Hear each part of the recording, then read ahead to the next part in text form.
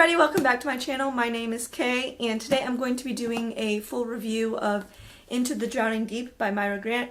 I will have no spoilers at the beginning, and then I'll do spoilers at the end. I'll put up a tag across the bottom so that anybody who has not read it will not be spoiled if they don't want to be.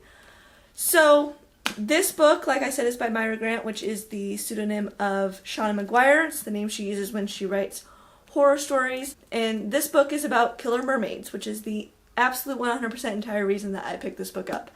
I don't normally read horror, so I can't attest to how well it does within that genre. I personally did not find it like super scary or anything like that. There were some kind of intense moments here and there, but overall I wasn't frightened or anything like that. So brief synopsis: 7 years ago, Imagine, which is an entertainment company similar to like the Sci-Fi Channel, sent out a ship with some researchers and obviously entertainment professionals on it to go do a mockumentary about finding mermaids in the Mariana Trench. And after they arrive a few days later, communication is lost, and then some days after that, the Navy comes across the Antarcticus adrift out on the sea, far away from where it's supposed to be, and all hands are lost. There's nobody there. Everyone is gone. Some video footage is found and leaked, and it basically shows everyone on board being attacked and killed by what appear to be mermaids. Now, flash forward 7 years to when the story actually takes place, and the consensus with the public is basically that it was all a hoax, that Imagine kind of did it for publicity or whatever, and that they used some sort of high-tech special effects to create this video. Obviously the higher-ups within that company know that they did not create this video and that what it's showing really did happen.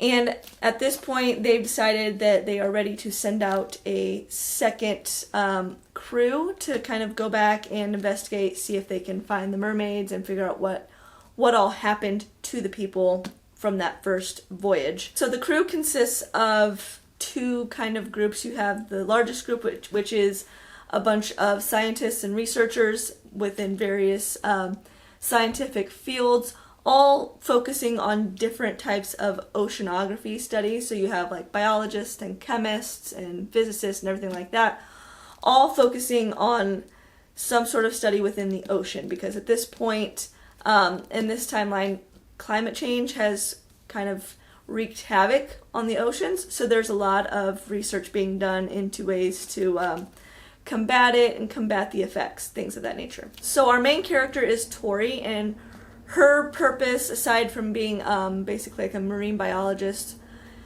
is to get back out to the Mariana Trench and find the mermaids and find out kind of what happened to her sister, kind of gain closure, I guess you could say.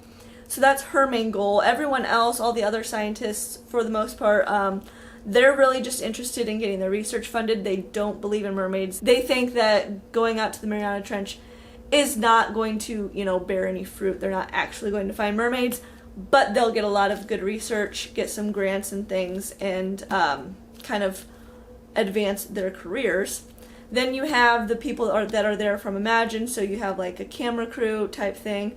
They will be recording every single part of this trip, and with the idea being that if they do find mermaids, then that'll be an easy cash grab because they have it all on film. They can make their documentary, their movies, whatever, and make money off of it. That's kind of the main goal there. So they all set sail for the Mariana Trench. They've been assured that there are a large amount of safety precautions in place in case anything were to go wrong. Everything's being taken care of. They're prepared this time. They know what to expect, and it should be, a safe voyage. But once they get to the Mariana Trench, obviously that does not happen. Obviously blood and chaos kind of take over at that point. Now, when I was reading this book, by the time I got to the end, it was almost like reading Jurassic Park the movie, but with mermaids instead of dinosaurs. And that was a lot of fun because Jurassic Park is one of my favorite movies from when I was a kid. The characters, I wasn't super attached to any of them. I wasn't invested in any particular character. There was nothing wrong with the characters, and I liked them well enough. but it wasn't like I was on the edge of my seat like, oh no, are they gonna die? Like, I was just there to watch the carnage, and I was not let down. I mean, a character gets their face chewed off, you know, people are being grabbed out into the water. It's got plenty of that kind of thing, and that's really what I was there for this book, so I was not disappointed. As far as the plot itself goes, it tries to explain mermaids more in a scientific way rather than like a fantasy type of element.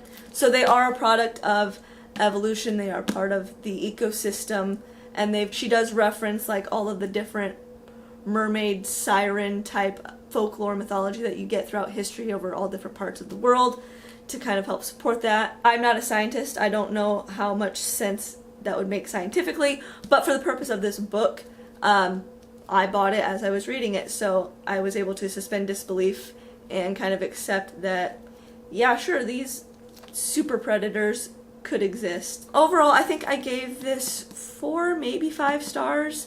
Like I said, not sure how it rates as far as like a horror book, but for pure entertainment value, I had a great time. I'm going to buy this book and set it up on my shelf and probably reread it at some point, and just kind of enjoy it for the blood-soaked fun that it is. So here's where I'm going to go into spoilers. So if you have not read the book, fast forward to the end, or, you know, whatever, because we're going into spoiler territory. My favorite part of this book, obviously, was the mermaids. That's why I was here. That's why this book was in my possession, because I wanted to read about some killer mermaids.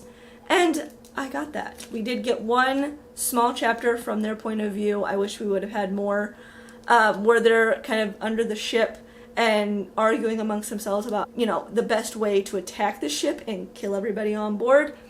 And that for me was kind of the best part of the book, and I wish we would have had a lot more of that rather than always being up on the ship and waiting for the mermaids to, basically just waiting for them to attack. Like I said, I wasn't super invested in the characters, although some of them were kind of fun. So you had the married couple that were like big game hunters, and they're just out to like kill things for the pure joy of killing them. And the wife ends up dying a pretty gruesome death. She kind of dissolves from the inside, which was appropriately nasty. And then the husband goes off the rails and just is killing everything, and in that rush to kill everything, he gets himself killed. Anytime we were with them, that was kind of fun because they were all about, you know, going after these monsters and getting that kill and, you know, just kind of the pure joy of it, which is terrible, definitely, but from a character point of view, it was kind of fun to just be along for that little bit of a ride. I was a little bit amazed at the company, like the entertainment company's lack of preparedness, despite the fact that they're assuring everyone like, oh yeah, we're fully prepared, we know what we're getting into this time around. Like, the security team were basically models. They weren't even capable of using their weapons, let alone keeping people safe from monsters. So that was a little interesting. They went ahead and set sail despite the fact that the metal shutters that like come down and keep anything from getting into the ship like don't work. Those at no point ever work, and no one's like, oh, we can't go out here, we have to turn back and make sure these are fixed before we can actually go approach the killer monsters. Who thinks that's a good idea? I honestly don't know. So that was like a little, really? But similar to Jurassic Park, you just kind of go with it because, hey, rampant greed is a thing, and they're looking to capitalize, and sure, why not? The end, I was a little, because Tori is wearing some serious plot armor there at the end. I mean, she falls off the ship, and there are mermaids everywhere. And none of them try to eat her. And she's able to, like, swim along the bottom of this huge ship, find the little intake port where the water can go up into the ship, because they have, like a live pool inside that they were using to study marine life and things. And she gets up in there, of course it's like blocked, she barely gets out at the last second, someone comes out and like rescues her from being trapped. It was all kind of a little convenient. She definitely, absolutely should have died, and I probably would have been happier if she did. I am one of those people who don't mind characters dying, even if it's a character I really like. If they're in a situation where it's highly likely that they would actually die, if this were really happening. I would prefer to see them die rather than to see them come through just because the plot wants them to. But again, it didn't kill the book for me because I was there for the pure joy of Killer Mermaids, and as long as I was being fed that, it's fine. It's fine. The other part that I really liked was when they capture the mermaid and they have it in that tank, and at this point they know that one of the ways that the mermaids communicate is through sign language. So you have a couple of the scientists down there trying to communicate with it and figure out, you know, common signs and how to talk to it, more or less. And that was kind of interesting. If this had a second book to it, which it seems like there was at least one planned, if not, you know, and then it just never got greenlit by the publisher. In that second book, though, I think I would have liked to see more of the communication and trying to create an understanding there, just to see how that would go. Because we only get a little bit of it at the very end, but they do, like, when they get rescued, they do still have that siren, that mermaid. So that is kind of an avenue that she could go down if she so desired. This did just come out a couple years ago, so I guess at some point we could eventually get a sequel. I don't know. But as of right now, there's just this, and then there's like a prequel, which I do intend to read. Overall, though, I did really enjoy it. I forgave it its plot holes and its flaws just because it was entertaining. And like I said, I think I gave it 4 or 5 stars. I'll be buying it and getting it for my shelf. So that's all I have for today. Thanks for sticking around. Like and subscribe down below if you want. Leave a comment if you have read this book and let me know what you thought of it. And I will see you guys next time. Bye!